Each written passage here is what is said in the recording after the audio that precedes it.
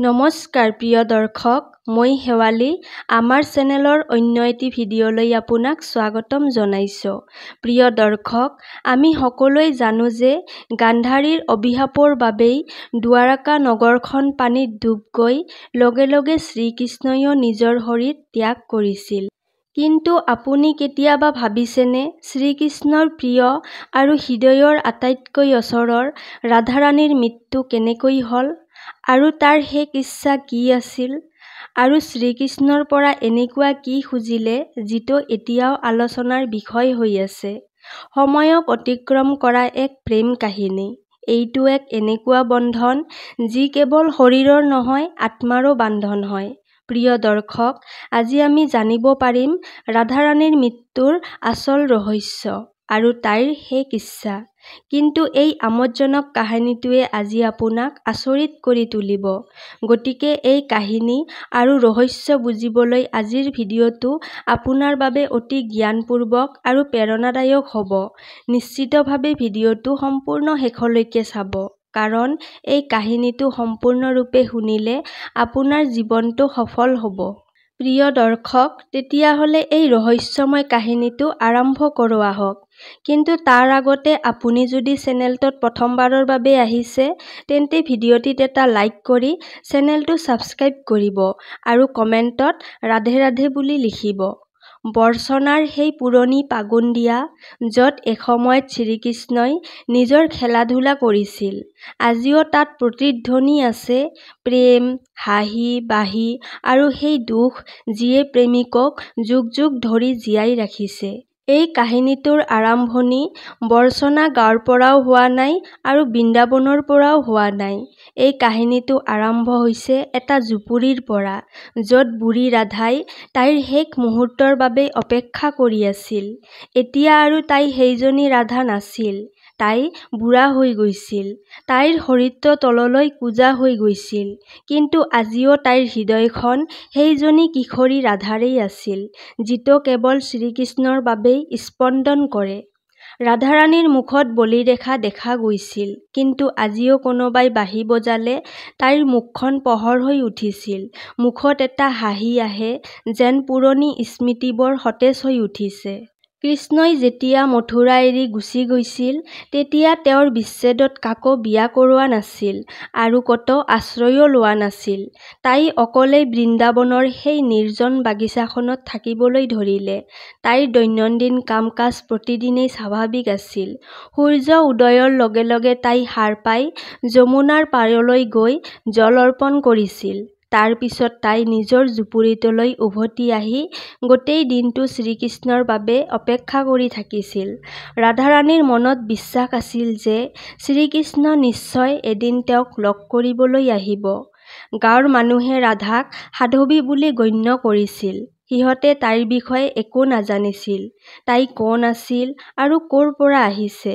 কিন্তু সকলোৱে জানিছিল যে তাই যিয়েই নহওক, তাই শ্ৰীকৃষ্ণক নিজৰ সকলো বুলি গণ্য কৰিছিল। এদিন ৰাধাই যমুনাৰ পাৰত নিজৰ দৈনন্দিন কাম-কাজৰ দৰেই জল অৰ্পণ কৰিবলৈ ল'লে। তেতিয়া হঠাৎ তাই আকাশখনলৈ মূৰ তুলি চালে। বতাহত নিস্তব্ধতা আৰু কম্পন এটাই তাইৰ হৃদয়ৰ মাজেৰে দৌৰি গ'ল, যেন গোটেই বিশ্ব ব্ৰহ্মাণ্ডই তাইক কিবা এটা ক'ব বিচাৰিছে। আৰু সেইদিনা সন্ধিয়া তাইৰ নিজৰ জুপুৰিটোৰ ওচৰত থকা তুলসী গছজোপাৰ ওচৰত বহি প্ৰণাম জনাই ক'লে, এতিয়া মোৰ যোৱাৰ সময় আহি পৰিছে। মই এনেকৈয়ে নাযাওঁ। মই তেতিয়াহে যাম, যেতিয়া শ্ৰীকৃষ্ণই নিজেই আহি মোক বিদায় নিদিয়ে। ৰাধাই ক'লে যে যেতিয়া শ্ৰীকৃষ্ণ তেওঁৰ প্ৰকৃত ৰূপত মোৰ ওচৰলৈ আহিব আৰু মোৰ নামটো মৰমেৰে মাতিব, তেতিয়া মই মোৰ শৰীৰটো ত্যাগ কৰিম। ৰাধাৰ এই ইচ্ছা শুনি গাঁৱৰ মানুহবোৰ আচৰিত হৈ ভাবিবলৈ ধৰিলে যে ইমান ডাঙৰ ৰজাই এক বৃদ্ধাক লগ কৰিবলৈ কিয় আহিব? কিন্তু ৰাধাৰ ভক্তিত কোনেও সন্দেহ কৰা নাছিল, কাৰণ তাইৰ গোটেই জীৱন প্ৰেমৰ সংজ্ঞাটো জীয়াই আছিল। তাইৰ হৃদয়ত শ্ৰীকৃষ্ণৰ প্ৰতি অদ্ভুত প্ৰেম আছিল। আৰু আনফালে দুৱাৰাকাত বহি থকা শ্ৰীকৃষ্ণ, যাৰ সকলো আছিল, কিন্তু তথাপিও তাৰ হৃদয়খন নিসংগতাত ভুগি আছিল। কোৱা হয় যে সকলো থকাৰ পিছতো মানুহৰ একো নাথাকে। শ্ৰীকৃষ্ণৰ অৱস্থাও তেনেকুৱাই আছিল। কিন্তু এতিয়া তেওঁৰ ভিতৰৰ পৰা কিবা এটা কঠিন অনুভৱ হৈছিল। তেতিয়া তেওঁ চকু দুটা মুদি দিলে আৰু ৰাধাৰ মাতটো তাৰ কাণত প্ৰতিধ্বনি হ'ল। এই মুহূৰ্তত শ্ৰীকৃষ্ণৰ চকুত চকুলো আছিল, কিন্তু হৃদয়ত শান্তি অনুভৱ কৰিছিল। লগে লগে সকলো এৰি সি নিৰ্জন ঠাইলৈ গ'ল, য'ত ৰাধাৰাণীয়ে তাৰ বাবে অপেক্ষা কৰি আছিল। যেতিয়া শ্ৰীকৃষ্ণ তাত উপস্থিত হ'ল, তেতিয়া ৰাধাই জুপুৰিটোৰ বাহিৰত থকা তুলসী গছজোপাৰ ওচৰত বহি আছিল। তাইৰ চকু দুটা মুদি ধ্যানত মগ্ন হৈ পৰিছিল। কৃষ্ণই মৃদুভাৱে ক'লে, ৰাধে। এই কথা শুনি ৰাধাৰ চকু মেল খাই মুখত এটা উজ্জ্বল ভাৱ হ'ল। তাইৰ দুচকুত ক'ব নোৱাৰা, লুকাব নোৱাৰা মৰম আছিল। ৰাধাই হাঁহি এটা মাৰি শ্ৰীকৃষ্ণক ক'লে, প্ৰভু, এতিয়া মোৰ যোৱাৰ সময় হ'ল। এতিয়া মোৰ আত্মাই কেৱল বিশ্ৰাম বিচাৰে। এই কথা শুনি শ্ৰীকৃষ্ণই ৰাধাৰ হাতত ধৰিলে আৰু তেতিয়া ৰাধাৰ উশাহ-নিশাহ লাহে লাহে লেহেমীয়া হ'বলৈ ধৰিলে আৰু তাই তাত থকা তুলসী গছজোপাৰ তলত জীৱনটো ত্যাগ কৰিলে। কিন্তু এইটোৱেই শেষ নাছিল। এই মুহূৰ্ততে এটা গোপন কথাৰ জন্ম হ'ল, যিটো শুনিলেই আপুনি আচৰিত হৈ পৰিব। ৰাধাৰ আত্মাই মোক্ষ লাভ কৰিলে। কিন্তু শ্ৰীকৃষ্ণৰ কাণত তাইৰ শেষ কথাবোৰ তেতিয়া প্ৰতিধ্বনিত হৈ আছিল। ৰাধাই শেষ মুহূৰ্তত কৈছিল, প্ৰভু, যেতিয়া এই পৃথিৱীৰ পৰা প্ৰেমৰ অৰ্থ নোহোৱা হ'বলৈ ধৰিব, তেতিয়া মই পুনৰ উভতি আহিম। মই পুনৰ জন্ম ল'ব লাগিব, কাৰণ প্ৰেম জীৱনৰ এক গুৰুত্বপূৰ্ণ অংশ। ইয়াক এনেকৈয়ে হেৰুৱাব দিব নোৱাৰি। যিডোখৰ ঠাইত ৰাধাই নিজৰ শৰীৰটো এৰি থৈ গৈছিল, তাত এডাল নতুন গছ গজিছিল, যিটো তুলসীতকৈও বেছি উজ্জ্বল আছিল, যেন এটা স্বৰ্গীয় উদ্ভিদ। গাঁৱৰ মানুহে ইয়াক ৰাধা গছ বুলি ক'বলৈ ধৰিলে আৰু তাতেই পূজা কৰিবলৈ ধৰিলে। কিন্তু সেই গছজোপাৰ তলত যে এটা ৰহস্য সোমাই আছে, সেই কথা কোনেও গম পোৱা নাছিল। সেইটোৱেই আছিল ৰাধাৰ পুনৰ্জন্মৰ ৰহস্য, যিটোৱে আপোনাক আচৰিত কৰি তুলিব। বহু যুগৰ পিছত যেতিয়া প্ৰেমৰ মূল্য কমিবলৈ ধৰিলে আৰু মানুহে কামনাত লিপ্ত হ'বলৈ ধৰিলে, তেতিয়া বৰ্ষণাৰ পৰা কিছু দূৰৈত এজন সাধাৰণ খেতিয়কৰ ঘৰত এগৰাকী ছোৱালী জন্ম হ'ল আৰু তাইৰ নাম আছিল ললিতা। কিন্তু তাই কোনো সাধাৰণ ছোৱালী নাছিল। কোনো প্ৰশিক্ষণ নকৰাকৈ তাই মিঠা সুৰত বাঁহী বজাব পাৰিছিল। তাইৰ বাঁহীৰ শব্দ শুনি গছৰ পাতবোৰ লৰচৰ কৰিবলৈ আৰম্ভ কৰিছিল আৰু চৰাইবোৰেও নাচিবলৈ আৰম্ভ কৰিছিল। গাঁৱৰ মানুহে ক'বলৈ ধৰিলে যে তাই কোনো সাধাৰণ ছোৱালী নহয়, কোনোবা দেৱীৰ অৱতাৰ হয়, আৰু তেওঁলোকে কয় যে তাইক দেখিলে ৰাধাৰ কথা মনত পৰে। ললিতাৰ 7 বছৰ বয়সত এদিন যমুনাৰ পাৰত বহি আছিল।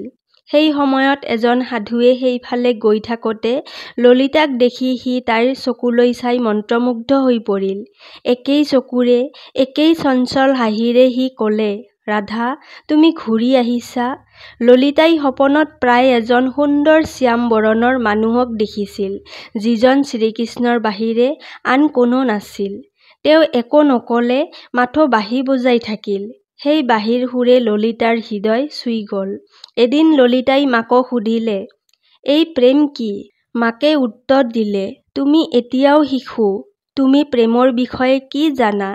ললিতাই নিমাত হৈ পৰিল, কিন্তু তাইৰ চকুত সেই পুৰণি এটা বিষ অনুভৱ হৈছিল, যেন তাই আগতেও আন কোনোবাই জীৱনত এই প্ৰশ্নটো সুধিছিল। হঠাৎ তাইৰ ওচৰৰ অলপ মাটি ফাটি গ'ল আৰু এটা মূৰ্তিৰ আবিৰ্ভাৱ হ'ল। ললিতাই মূৰ্তিটো ওলোৱাই আনিলে। প্ৰতিমূৰ্তিটো আছিল বাঁহী লৈ থকা এগৰাকী মহিলাৰ।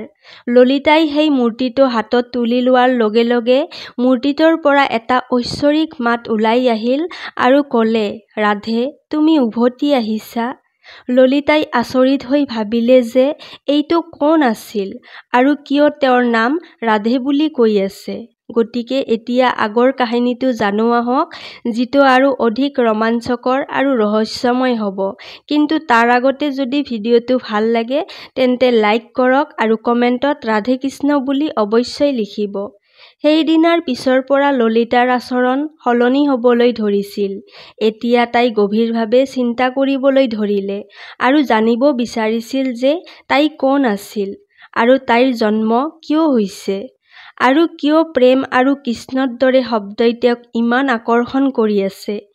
একে সময়তে বহু বছৰ ধৰি তপস্যা কৰি থকা এজন সাধু বৰ্ষনা গাঁৱলৈ উভতি আহি আছিল আৰু তেওঁ ললিতাক দেখি স্তম্ভিত হৈ পৰিল। তেওঁ ক'লে, যুগ যুগ আগতে মই ৰাধাৰ এই চকু দুটা দেখিছিলোঁ। কন্যা, তুমি এই যুগৰ নহয়। তোমাৰ জন্ম কিবা এটা উদ্দেশ্য লৈ হৈছিল। তেতিয়া ললিতাই সুধিলে, কি উদ্দেশ্য? তেতিয়া এই তপস্বী সাধুজনে চকু মুদি উত্তৰ দিলে, বৰ্তমান যুগত প্ৰেম মাথো এটা শব্দ হৈ পৰিছে। তুমি আকৌ জীৱন বনাব লাগিব। এতিয়া বৰ্ষনা গাঁৱৰ নতুন কাহিনীটোৰ জন্ম হ'বলৈ ওলাইছিল। আচলতে এই কাহিনীটো নতুন নহয়, বৰঞ্চ পুৰণিয়ে আছিল। এইটো ৰাধাৰ পুনৰ্জন্মৰ কাহিনী। এতিয়া ললিতাই কিশোৰী অৱস্থা পালেহি। এতিয়া তাইৰ মনত এটা অদ্ভুত অস্থিৰতা, যেন কোনোবাই তাইক মাতি আছে। ৰাতি ললিতাই যমুনাৰ পাৰত অকলে বহি সপোন দেখা দিয়া অচিনাকি মানুহজনৰ কল্পনা কৰিছিল। এদিন ললিতাই মাকক সুধিলে, মা, নোকোৱাকৈ প্ৰেম হ'ব পাৰেনে? তেতিয়া মাকে উত্তৰ দিলে, কন্যা, যিটো নোকোৱাকৈয়ে হৈ যায় সেইটোৱেই প্ৰকৃত প্ৰেম। কিন্তু ললিতাই আন কিবা এটা চিন্তা কৰি আছিল। কেতিয়াও লগ নোপোৱা মানুহ এজনৰ বাবে তাইৰ হৃদয়খনে ধপধপাই আছিল। এদিনাখন সেই স্বামীয়ে ললিতাক নিজৰ আশ্ৰমলৈ মাতি ক'লে, ৰাধে, এতিয়া সময় আহিল। এই যুগত কৃষ্ণৰ জন্ম হৈছে, কিন্তু এই যুগত তেওঁৰ জন্ম হৈছে ব্ৰাহ্মণ হিচাপে আৰু তেওঁক বিচাৰি উলিয়াব লাগিব। এই কথা শুনি ললিতাই আনন্দত নাচিবলৈ ধৰিলে, কাৰণ তাই অপেক্ষা কৰি থকা সেই মুহূৰ্তটো আহিবলৈ ওলাইছিল। কিন্তু এটা সমস্যা আছিল, ললিতাই শ্ৰীকৃষ্ণক কেনেকৈ চিনি পাব? তেতিয়া সাধুজনে ক'লে, যেতিয়া তেওঁ তোমাৰ সন্মুখত আহিব, তেতিয়া তুমি নিজেই তেওঁক চিনি পাবা। কিন্তু মনত ৰাখিবা, এইবাৰ পৰীক্ষাটো আৰু কঠিন হ'ব। কাৰণ এতিয়া যুগ সলনি হৈছে। এতিয়া তোমাৰ প্ৰেম ব্যক্তিগত নহয়, কিন্তু এতিয়া মানুহ আৰু সমাজৰ মুখামুখি হৈ সমগ্ৰ জগতখনক প্ৰেমৰ অৰ্থ বুজাব লাগিব। এতিয়া শ্ৰীকৃষ্ণই পুনৰ জন্ম লৈ ডেকা সাধুৰ ৰূপত আছিল, যাৰ নাম আছিল অনন্তানন্দ, যিয়ে সকলোকে উপদেশ দিছিল। কিন্তু কোনেও গম পোৱা নাছিল আচলতে অনন্তানন্দ কোন।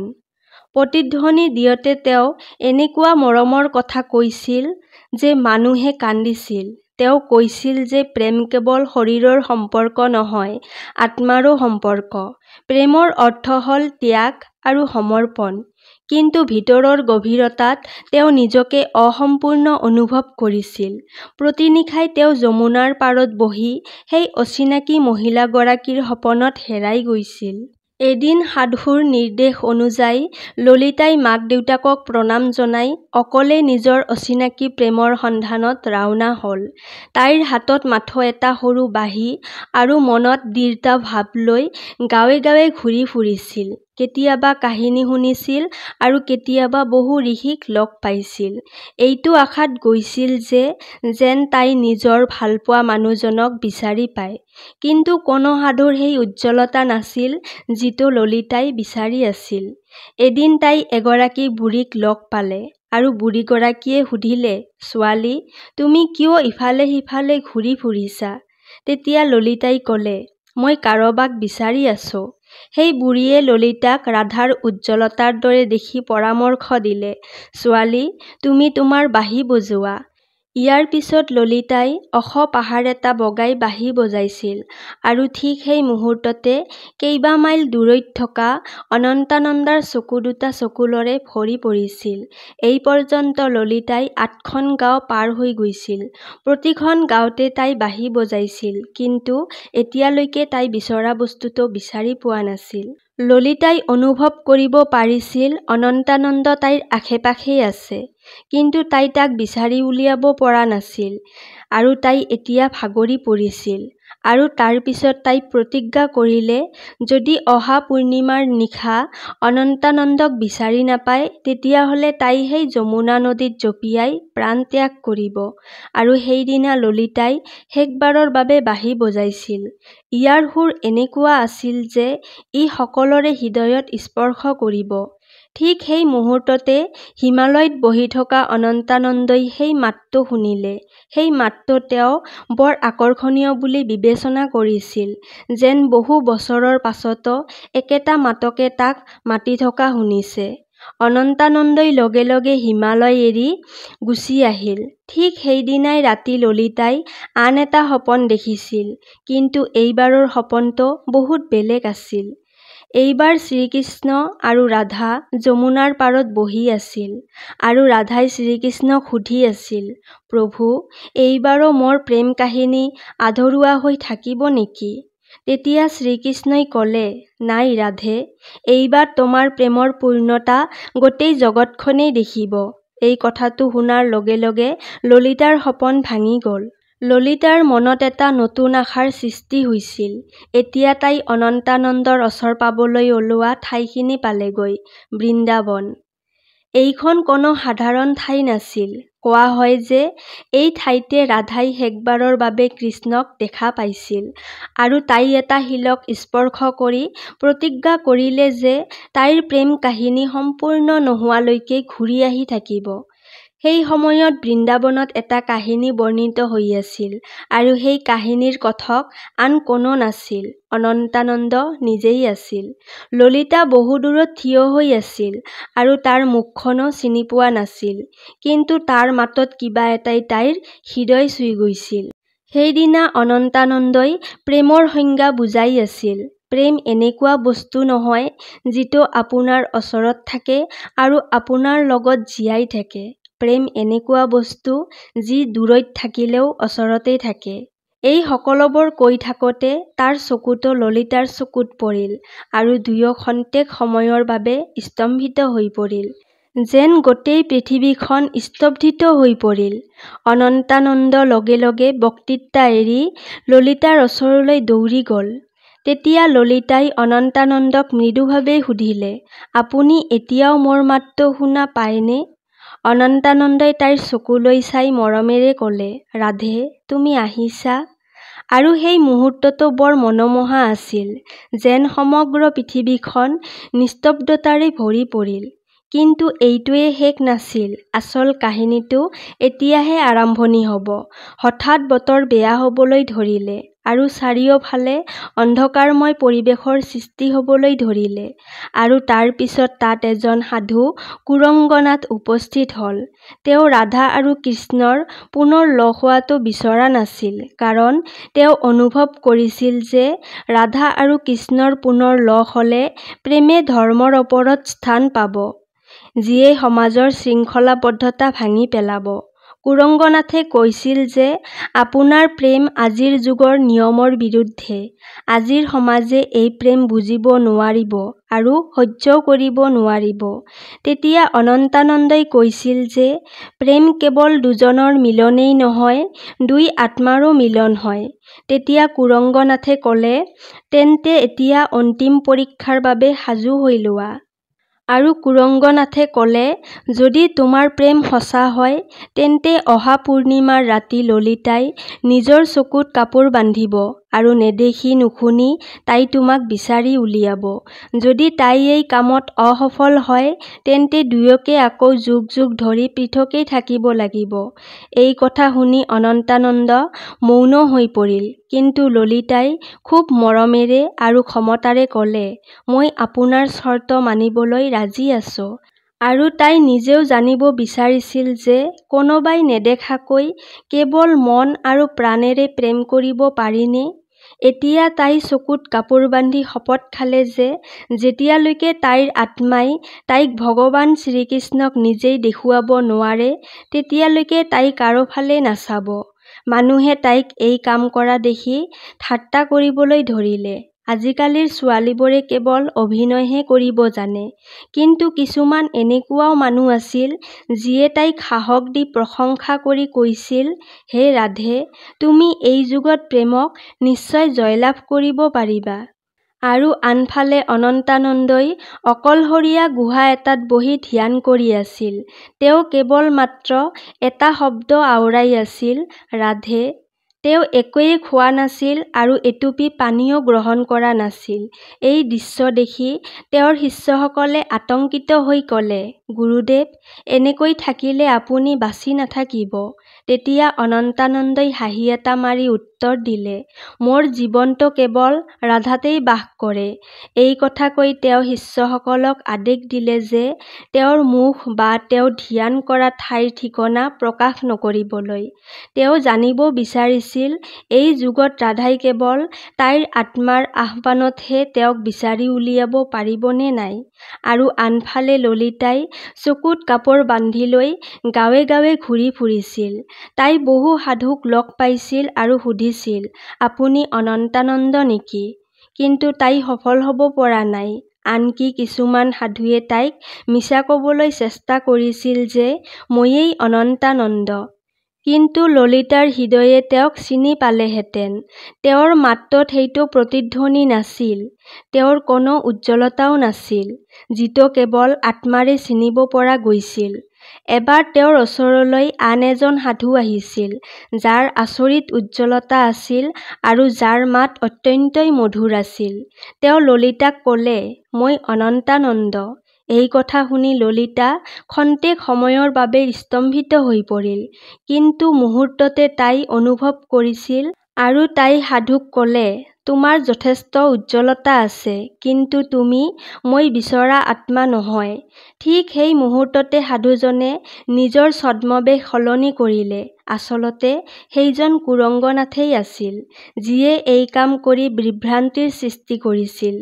এতিয়া কুৰংগনাথে খঙত ক'লে, তুমি এতিয়াও ভাঙি যোৱা নাই? আটাইবোৰৰ পিছতো তুমি কোনটো প্ৰেমৰ কথা কৈছা? এই কথা শুনি ললিতাই ক'লে, মোৰ প্ৰেম এই যুগৰ বান্ধনৰ পৰা মুক্ত হয়, যিটো শব্দৰে বুজাই দিয়াটো অসম্ভৱ। এই কথা শুনি কুৰংগনাথে তাৰ পৰা গুচি গ'ল।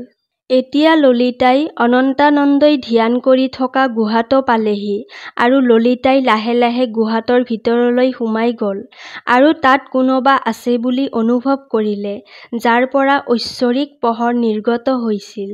ললিতাই তেওঁক চিনি পাই তেওঁৰ ওচৰলৈ গৈ তেওঁৰ ভৰিৰ ওচৰত বাঁহীটো থৈ দিলে আৰু ক'লে, মই তোমাক দেখা নাপাওঁ, কিন্তু মোৰ হৃদয়খন বৰ বেগেৰে ধপধপিয়াইছে। মই বিচাৰি থকাজন আপুনিয়ে হয়নে? তেতিয়া অনন্তানন্দই বাঁহীটো হাতত তুলি লৈ বজালে, যি সুৰ ললিতাই যমুনাৰ পাৰত আৰু সপোনত শুনিছিল। তেতিয়া অনন্তানন্দই ললিতাৰ চকুত বন্ধা কাপোৰখন খুলি ক'লে, ৰাধে, এইবাৰো তুমি মোক মোৰ শৰীৰৰেই নহয়, কেৱল তোমাৰ মন আৰু আত্মাৰেই চিনি পাইছা। এই বুলি কৈ দুয়ো কান্দিবলৈ ধৰিলে। তেওঁলোকৰ চকুত কিছু বছৰৰ ভাগৰ আছিল, যিটো এতিয়া নোহোৱা হৈ গৈছিল। ঠিক তেতিয়াই এজন সাধুৱে আহি ক'লে, ৰাধা আৰু কৃষ্ণ, তোমাৰ প্ৰেম তেতিয়াহে সম্পূৰ্ণ হ'ব, যেতিয়া এই সমাজে তোমাৰ প্ৰেমক সফল বুলি বিশ্বাস কৰিব। যেতিয়া এই সমাজত আপোনাৰ প্ৰেম সত্য আৰু পবিত্ৰ বুলি প্ৰমাণিত হ'ব, তেতিয়াহে আপোনাৰ মিলন সফল হ'ব। ৰাধাই কৈছিল, প্ৰেম এই সমাজৰ বন্ধনৰ পৰা মুক্ত। ইয়াৰ কোনো প্ৰমাণৰ প্ৰয়োজন নাই। কিন্তু তেতিয়া অনন্তানন্দই তাইক বুজাই ক'লে, ৰাধে, এই যুগ সলনি হৈছে। এতিয়া এই সমাজখনে প্ৰেমৰ সংজ্ঞা পাহৰি গৈছে। এই কথা কৈ অনন্তানন্দই সাধুক সুধিলে, আপুনিয়ে কওকচোন, আমি কি কৰিব লাগিব? তেতিয়া সাধুজনে ক'লে, এই ৰাজ্যৰ ৰাজদৰবাৰত সকলোৰে সন্মুখত আপোনাৰ প্ৰেম স্বীকাৰ কৰিব লাগিব। আপুনি তাত থকা ৰজা, পণ্ডিত আৰু প্ৰজাক ক'ব লাগিব যে এজন ব্ৰহ্মচাৰ্য, এজন সাধু, এজন সাধৱীয় প্ৰেমৰ বান্ধনত বান্ধ খাই ধৰ্মৰ পথ অনুসৰণ কৰিব পাৰে। পিছদিনা দুয়ো ৰাজদৰবাৰত হাজিৰ হ'ল। ৰজাই ক'লে, এইটো আমি কি কথা শুনি আছো যে এজন সন্ন্যাসীয়ে ব্ৰহ্মচাৰীৰ প্ৰতিজ্ঞা ভংগ কৰিছে? এই কথা শুনি অনন্তানন্দই উত্তৰ দিলে, মহাৰাজ, মই কোনো নিয়ম ভংগ কৰা নাই, মই কেৱল মোৰ প্ৰেমক মানি লৈছো। তেতিয়া অনন্তানন্দই প্ৰেমৰ কথা বুজাই ক'লে যে প্ৰেম কোনো যৌন কামনা নহয়, প্ৰেম হৈছে আত্মাৰ মিলন। বহু যুগৰ আগতে যেতিয়া ৰাধা আৰু কৃষ্ণইও প্ৰেমত পৰিছিল, তেতিয়াও সমাজে একে কথাই কৈছিল আৰু এই সমাজৰ কাৰণে গোটেই জীৱন ইজনে সিজনৰ পৰা বিচ্ছিন্ন হৈ আছিল। তেতিয়াও সমাজৰ সকলোৱে নিমাত হৈ আছিল। এইখিনি কৈ ললিতাও আগবাঢ়ি আহি ক'লে, মই তেওঁৰ কেৱল শৰীৰটোক নহয়, মই তেওঁক অন্তৰেৰে ভাল পাইছো। আৰু মোৰ প্ৰেম প্ৰমাণ কৰিবলৈ ময়ো এটা কঠিন পৰীক্ষা দিছো। আৰু এই সময়ত ললিতাই কুৰংগনাথৰ সেই কঠিন পৰীক্ষাৰ কথা সকলোকে ক'লে। এই কথা শুনি ৰজা আৰু সমগ্ৰ সভাত উপস্থিত থকাসকল নিমাত হৈ পৰিল আৰু সকলোৱে ৰজাৰ সিদ্ধান্তলৈ অপেক্ষা কৰি আছিল। ৰজাই ক'লে যে মই যেতিয়া সৰু আছিলো, তেতিয়া মোৰ মায়ে মোক ৰাধা আৰু কৃষ্ণৰ অমৰ প্ৰেম কাহিনী কৈছিল আৰু মই যেতিয়া তেওঁক সুধিছিলো ৰাধা কৃষ্ণৰ বিবাহ কিয় নহ'ল, তেতিয়া মোৰ মায়ে মৌন হৈ থাকিল।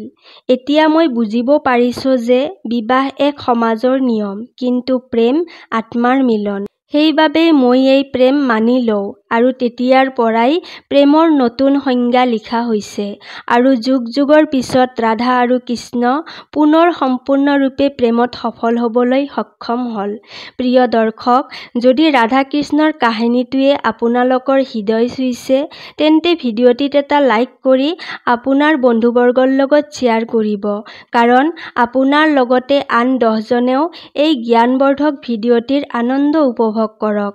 তেতিয়াহ'লে আজিলৈ ইয়াতে সামৰিছো। কাইলৈ পুনৰ লগ পাম আন এটি ভিডিঅ'ৰ সৈতে। ধন্যবাদ।